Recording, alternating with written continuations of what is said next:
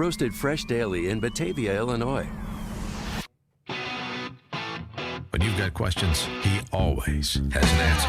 It's Sean Hannity, this afternoon at 2 on AM 560. The Answer. Top of the morning, Dan and Amy, and it's Super Tuesday. Well, for most of us, not necessarily for Joe Biden. Look, tomorrow's Superstar Tuesday, and I want to thank you all. I tell you what, I'm rushing ahead, aren't I? Yeah. And I want to speak directly to Democrats here in Texas. Wonder why it's taking so much to prop him up and to try to leverage his first victory in 3 decades in 3 presidential campaigns into real credibility as a possible nominee. And his performance in Houston yesterday didn't help any. We hold these truths to be self-evident. All men and women created by you know the thing. Yeah, boy. I mean, it's created by the.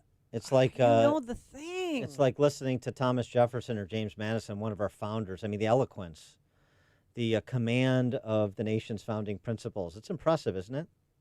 By the way, has everybody forgotten not only that he's a creep show, that he's also a fabulist, and that's a euphemism for liar? Yeah, he used to lie about his degrees, that he had 3 degrees in undergrad, which he had 1, and that he graduated at the top of his class in law school, or the top half, which is a lie, too. Yeah, this instant classic from back in 1988. Explaining to do. The new questions stem from taped remarks of Biden during an April campaign appearance in New Hampshire. I went to law school on a full academic scholarship, the only one in my class to have a full academic scholarship. Went back to law school and, in fact, ended up in the top half of my class. I was the outstanding student in the political science department at the end of my year. I graduated with 3 degrees from undergraduate school and 165 credits, only needed 123 credits. Biden now concedes he did not graduate in the top half of his law school class, that he does not have 3 degrees from college, and that he was not named outstanding political science student in college. Newsweek says Biden actually went to school on a half scholarship, ended up near the bottom of his class, and won only 1 degree, not 3. Joe Biden ranked 76th in a class of 85 at the University of Syracuse Law School. I mean, this guy comes off this whole thing as a flyweight. Now Biden says Newsweek is right. His memory had failed him. Of course, his memory has been failing him for 3 decades. You just lie to make up for all that you lack. And he felt insecure about his education. So, of course, just not 1 but 3 degrees, really? That's a bit of a stretch. He is an insecure man who has much to be insecure about. And that was the same campaign, by the way, where Joe Biden established not only was he a fabulist, he's also a plagiarist, plagiarizing speeches from Bobby Kennedy and British labor leader Neil Kinnock. And now the establishment of the Democrat Socialist Party is rallying around him. It must be very embarrassing. To the extent that shame is an emotion that these individuals are capable of feeling. For more on this topic on this day, we're pleased to be joined by Jazz Shaw, weekend editor at hotair.com. Jazz, thanks for being with us. Appreciate it. Pleasure to be here. Thank you. Moderate Joe Biden, the establishment choice. I love the rebranding as the needle has moved so far left in the Democrat Socialist Party, such that we call it the Democrat Socialist Party today. But Joe Biden and Bloomberg and Bernie and Elizabeth Warren pretending that she still has a path to victory to angle for a VP or some other sinecure from the establishment to ostensibly pull voters from Bernie. How do you see this playing out tonight and after tonight? Well, a lot of that, the original, I just wrote something about this today. The original conventional wisdom was that, Bernie Sanders was so far ahead in the polling in so many of the states going to vote today that he was going to come sailing out with a really huge, but perhaps not insurmountable lead in the delegates. I'm no longer entirely sure of that, because now that we had a couple of people drop out, pretty much everybody with a chance, I almost said except for Mike Bloomberg, but he doesn't really have a chance either, that, maybe everybody's going to go consolidate, with Joe Biden, despite all the clips you just played and the rather embarrassing nature of the campaign. So I don't know if Bernie's going to do as well, but he does have a few things going in his favor that everybody should keep an eye on. Number one, there was a lot of early voting. There are millions of votes that have already been cast, and those can't be reeled back in. all the votes for Buttigieg and Klobuchar are basically wasted unless they miraculously still come up with 15% somewhere. So those are gone. And Bloomberg is polling better than I thought he was going to, even after that disastrous debate in California and Texas. He's up around 20, and that's mostly coming at Biden's expense. So if I had to guess, I say it's still Bernie's day, but not by as big of a margin as we were thinking as recently as Sunday. Well, the youngest person in the race is a 70-year-old Senator Elizabeth Warren. How is she polling in her own state? Can she win any of the 91 delegates in Massachusetts? I think she'll get delegates. I don't think she wins. I think Bernie's too far ahead, and Biden really hasn't had much of an impact in Massachusetts. You know what's funny about this is the idea that politicians bring all their voters, whether it's in their particular campaign or from their state, to the table.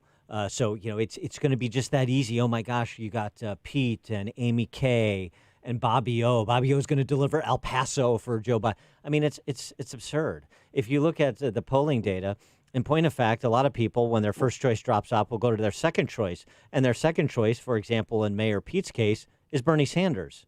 So these people consolidating around Biden has a double effect. One, it frees up their voters who may, on margin, go to Bernie Sanders and extend his margin, number one. Number two, it certainly helps feed his narrative.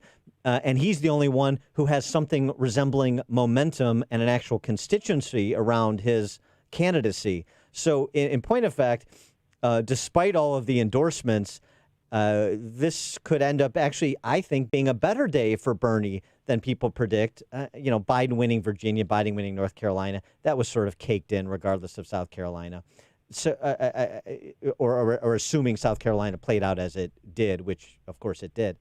I almost think that this is reminiscent. I know there may be too many parallels to 2016 and Trump, but it's reminiscent of the arguments that were being made by conservatives around Cruz and the reluctant endorsements he was getting from the Scott Walkers and so on and so forth to try and stop Trump. And all it did was feed the momentum behind Trump. Well, I can't argue with what you're saying as one possibility. I would also point out that the Morning Consult numbers, when they were polling everybody for what their second choice was for Klobuchar, they split four ways. And the number one choice, but only by a little bit, was Bernie Sanders. Now, will she get it? Will the fact that she got up there last night and said, no, I want everybody to vote for Biden, will that push some of them towards Biden if he's looking like the only non-Sanders choice? I still think that's possible. But no, it won't be a clean sweep. Getting beyond Super Tuesday, I wanted to get your reaction on the passing of Chris Matthews. Your favorite Chris Matthews moment from his storied career on Hardball and MSNBC. Well, wasn't it Chris Matthews who once, I think we're going back all the way to 2008, described how he got a thrill up his leg when he was listening to Barack Obama speak? Yeah, and that's you got him. a tingle. Yeah, that's the guy, tingle, thrill, Tingle whatever it of the was, leg. Yeah, he is one of the icons of, nonpartisan, completely down the middle journalism. But I guess that was my favorite moment. I still don't understand why he left so quickly. I mean, the stuff he's accused of is, at least in my view, not nearly as serious as some things that other journalists have gotten away with and still maintain their careers. I mean, Brian Williams still has a job. Yeah, that's true. On the same network, as it turns out. I mean, there was some suggestion he was going to exit stage left because that's the only way you can exit MSNBC anyway, and this just sort of expedited that timeline. Who knows? I mean, that's just one report on the topic. Wanted to get your. I'm sorry. Go ahead. You want to say something on that? Oh, if you got another topic, that's great. I was just going to say, if we have time, I was wondering if we could circle back to those first clips you were playing from Joe Biden for a minute, because I just had one thought to share on that. Sure, please.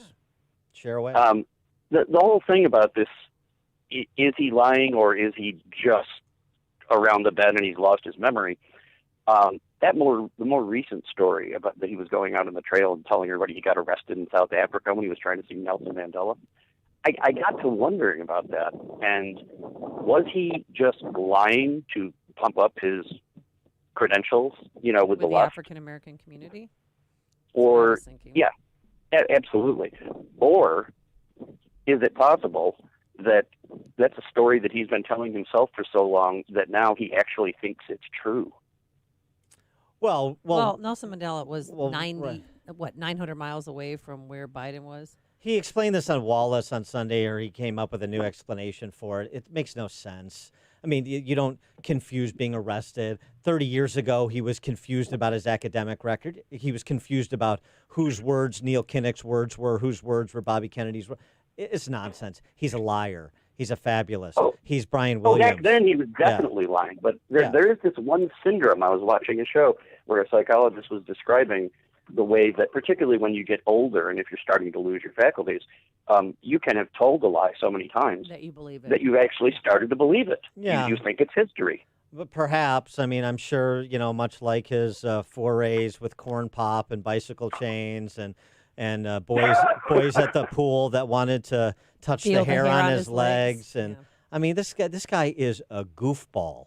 He is everything he was said to be by left journalists 30 years ago when he ran for president, the Jack Germans of the world, who said this guy is an intellectual lightweight. He's a non-entity. Go back and look. I mean, I'm not trying to persuade you, but all people have to do, go back and look at the exchanges in the recent Clarence Thomas documentary between Biden and him at his confirmation hearing. The guy is laughable. Only in that party and this political culture could someone like him survive as long as he was. He was the Obama administration's useful idiot. He wasn't like an equal partner, like somebody dispatched to single-handedly combat Ebola and the Russians from his post in Ukraine. I mean, this is all a joke. This guy is a joke, which is why I've always wanted him to be that party's nominee, because he gets rolled by Trump in November. Yeah, it's hard to picture him standing at the lectern 10 feet away from Donald Trump and responding to everything Trump's going to throw at him. And frankly, it's why it was so embarrassing when he was able to actually do better than hold his own against Paul Ryan in 2012. You want to talk, I mean, just going back and why Trump and all this. It wasn't just Mitt Romney. It was also Paul Ryan, who was wildly underwhelming as the ticket mate for Mitt Romney in 2012, including in a disastrous debate performance against Biden, where he actually came across as more one-dimensional than Joe Biden is. Yeah, well, Paul Ryan always tried to make his political lane the less partisan, more intellectual, I'm the deep thinker, I have plans, kind of the way that Elizabeth Warren tries to portray herself for the Democrats. Yeah. That was more Paul Ryan's gig, I think. Yeah, well, I'll tell you what, you know how somebody is, how you can tell somebody's a deep thinker, not that they put out 50-page white papers that are mostly other people's work, is that they're able to translate complicated topics into lucid positions and explanations in 2 minutes in a debate format. Paul Ryan was unable to do that. And most Republicans in the last 30 years between Reagan and Trump have been unable to do that too, I got to say. Yes, and there is an advantage to being able to speak the language of the people. It helps you resonate. People don't like to be lectured, and I think that's one of Warren's big problems. She's been terrible on the stump. And every time she's addressing a crowd, I just come away with the impression that I'm not being spoken to as a person. I'm being lectured about what I should be thinking. Well, that doesn't play well. Yeah, the other thing, too, for Joe Biden saying, I'm a Democrat, you vote for a Democrat in the race, and it's a shot at both Bernie and Bloomberg. It's a twofer. Bernie is also excelling because of the failure of his opponents to be authentic, and that includes Elizabeth Warren, who's has committed as many acts of fraud as Joe Biden has. Well, I think Bernie comes off as authentic because everybody's acting like a socialist this year, but he's the only one who comes out and admits it. Yep. Mm-hmm. He's like, I'm for socialism. I got no problem with that. This is going to make the country great, despite it having failed everywhere else it's been tried. It's going to work for us. And what do you make of Bloomberg? I mean, I know if I see another Bloomberg ad, I might tear my spleen out with a rusty spoon. But do you think he's going to? I mean, this is the first time he's on the ballot is tonight, and how do you think he's going to fare? I don't see him winning a single state. I do see him doing well enough to start gathering delegates. by pulling some second and thirds and just coming in above 15% anywhere that he can. And he's currently around 20 in both Texas and California, which will be worth a chunk of delegates. I don't think, and I've been wrong predicting when people are going to drop out this consistently this past week, by the way. I'll say that in advance. But I don't see Bloomberg dropping out anytime soon. And I think he's playing a long game. We saw one investigation over at Politico where they listed all of the endorsements that he's gotten from very much lesser-known Democrats, but longtime members of the party that he has been giving money to for the past 5 years. And they went down the list of hundreds of them, and every one of them are superdelegates. I think, in the back of my mind, I can't help but suspect that this is Bloomberg's long game. Get enough delegates to make sure neither Biden nor Sanders can get to 50% on the first vote, and then find out that all 790, whatever they are, superdelegates are going to come out and endorse Bloomberg again and vote for him on the second round.